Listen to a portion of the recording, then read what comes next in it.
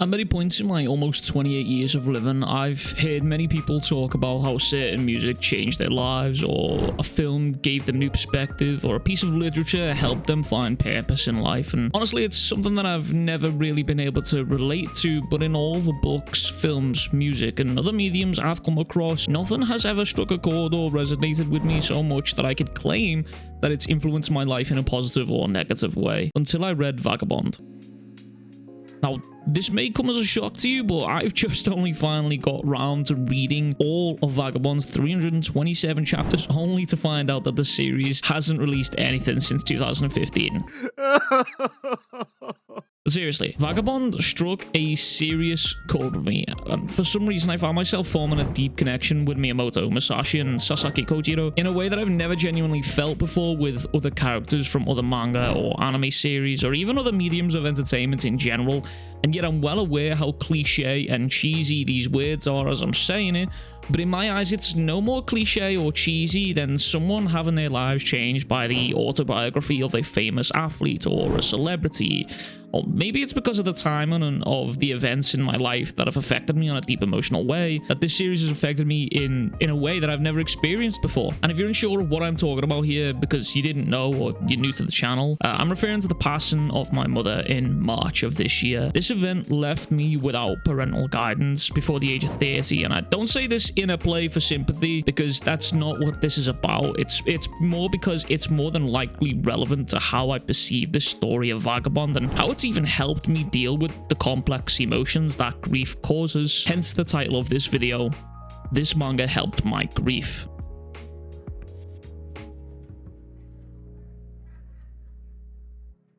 Now, I'm well aware Vagabond isn't a perfect piece of work. It's inconsistent in its schedule, and at times it drags on in certain aspects of the story, and the fact that it's still not finished yet also contributes to a lot of the reasons why people will probably never read the story, and that's okay, that's genuinely fine.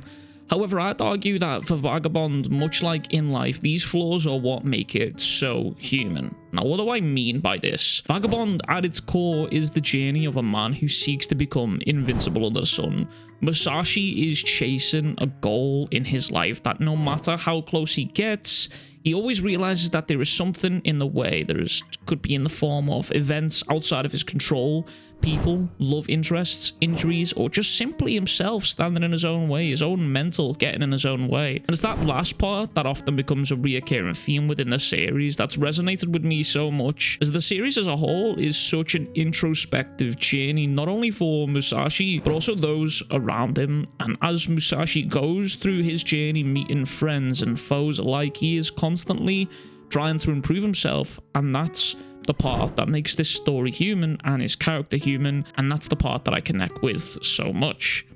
How does this story fit in with me? How did this story help my grief and my emotional state? And it's just a story of a samurai, and well, honestly, I don't really have the proper answer for that.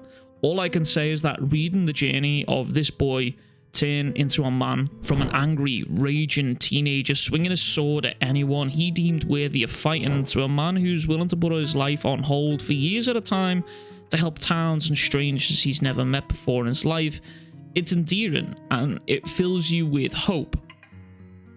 You see, when you're in grief, you go through the 5 stages, and I'm sure at some point you've all heard of them, and maybe at some point even dealt with them yourselves, either all at once or at some points intervals in your life individually. Denial, anger, bargaining, depression, and acceptance. And at some point within this story, I read and watched Musashi deal with all of these emotions, and in some way, shape, or form, he managed to get through them, and each and every time he found the answer within himself. So going from an angry boy pointing his sword at anyone to a man who's patient enough to take care of an orphan and teach him how to farm, he didn't sit around and wait to wilt away into nothing. Instead, he looked deep within himself and became stronger mentally and physically. And before you say it, no, I don't think I'm some sort of Ronin samurai. I'm a skinny kid from the UK who's out of shape and gets out of breath running up the stairs right now. But I'd be lying to you if I didn't say reading the story of Vagabond, Musashi, and Kojiro didn't help motivate me to start moving forward with my life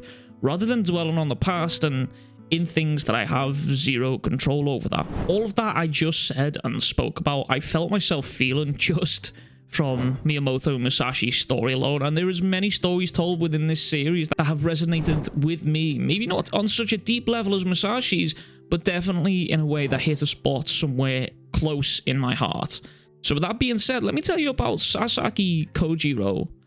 The Sasaki Kojiro arc may be perhaps one of my favorite arcs in manga to date, and I wanted to tell you about that. It's very relevant to the story, and it is almost a complete opposite parallel to what Musashi goes through. You see, in the arc in reference, it introduces you into a boy named Sasaki Kojiro, and for those of you who don't know, Sasaki Kojiro is deaf. By default, being deaf at birth in the year 1583 meant you were at a severe disadvantage.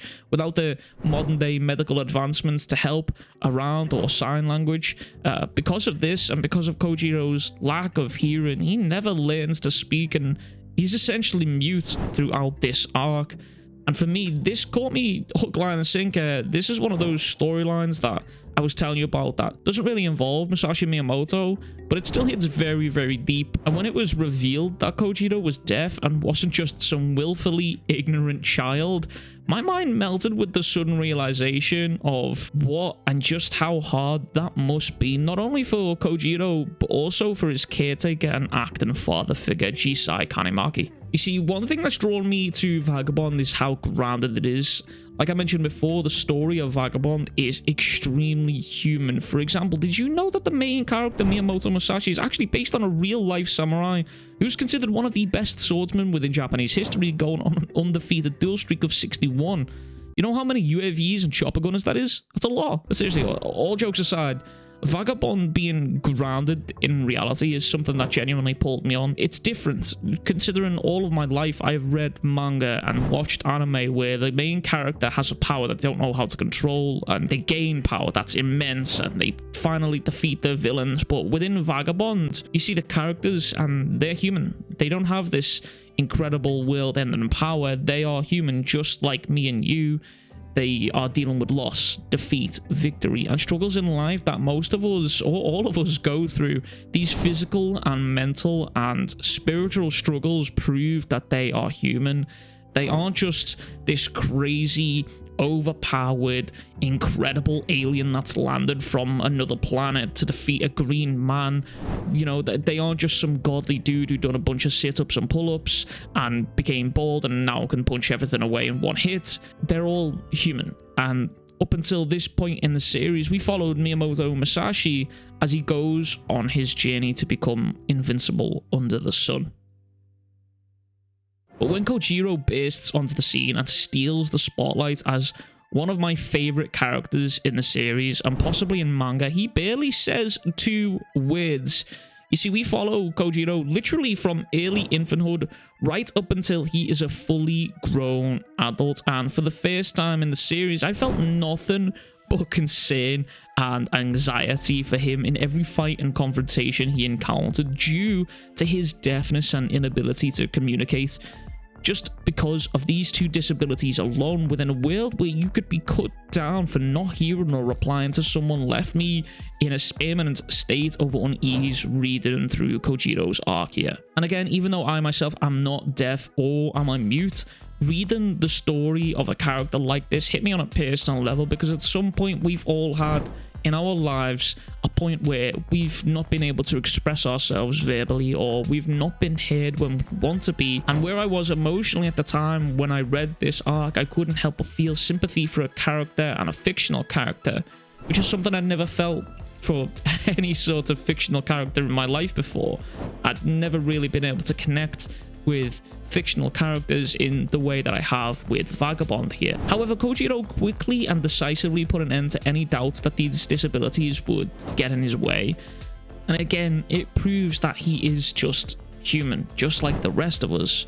And much like Musashi's desire to become invincible under the sun, Kojiro's desire to follow the way of the sword is seemingly ingrained within him. But where Musashi is battling himself internally and trying to find himself, Kojiro was born with little distractions. There was no sounds to be heard or voices spoken that didn't sway Kojiro's heart, soul, or mind, and instead he's so in tune with himself that his disabilities don't even matter when it comes down to it, or even for that matter of fact, at all. So for someone like myself, who is most likely riddled with undiagnosed ADHD and can't get his brain to shut off even for a moment, reading the story of Kojiro and having the realization that Kojiro has no distractions within his brain to take away his focus of following the path of the sword hit incredibly deep for me. Kojiro is a character who realizes the hand he's been dealt with in life and doesn't spend time worrying about it, and instead turns his greatest weakness into an incredible strength and moves forward. We see many times Kojiro is alone on the beach by his house and he's isolated and shunned by other kids in his village, but Kojiro seemingly doesn't care about their approval. In fact, he spends almost all of his time in the water and he's practicing to wield a sword using a stick that some of the older kids and even the adults struggle to just even move about. But Kojiro's lack of hearing and inability to speak left him so in tune with his own body that he became a natural prodigy with the sword before even receiving any sort of official swordsmanship training. And one of the greatest things that I genuinely love about this character and the arc, and even just this series as a whole, is how vulnerable everyone is, which is most likely why I've connected so much to the series as a whole, considering my vulnerable state when I read this. And near enough, all of these characters, they're all vulnerable in some way, shape, or form. For Miyamoto, his vulnerability comes from his childhood of constantly being feared and being in the shadow of his dad, and now as an adult constantly wanting to prove himself. And while on the surface this could be seen as a strength, more often than not Miyamoto finds himself in situations that could have been incredibly fatal due to him wanting to prove himself. And then for Kojiro, his vulnerability of being deaf and mute turns into his greatest strength, and his status becomes widely known across Japan within the series.